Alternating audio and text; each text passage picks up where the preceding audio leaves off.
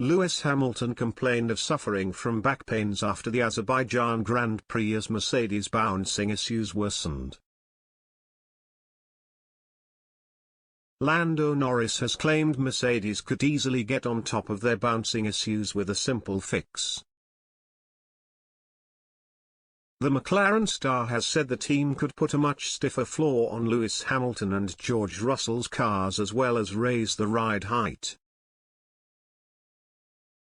However, Norris stressed the team obviously don't want to lose performance by making the changes. The Briton even claimed teams should be looking at fixing the issue themselves after a series of calls for rule changes.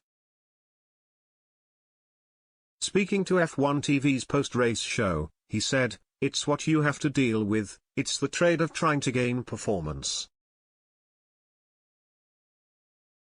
We can quite easily go lower, gain performance but have more porpoising. But we just think where we are at is the correct amount. I'm sure the Mercedes can have a much stiffer floor and raise the ride height and it would be much nicer for them. But they obviously just don't want to lose performance. I don't think it's anything to complain about, it's just people need to find a way of fixing it themselves." Mercedes have struggled with bouncing at the last two circuits, with Hamilton looking visibly distressed after the Azerbaijan Grand Prix. At one stage he appeared to scream in agony that his back was killing him over the team radio.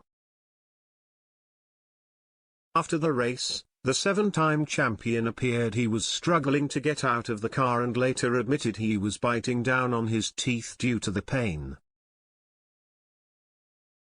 He added, "I cannot express the pain that you experience, particularly on the straight here. At the end you are just praying for it to end." However, instead of changing their design, Mercedes look set to push for rule changes. George Russell said the issues were a recipe for disaster and said he didn't know if it was possible to sustain the problems for the next 3 years of the regulations.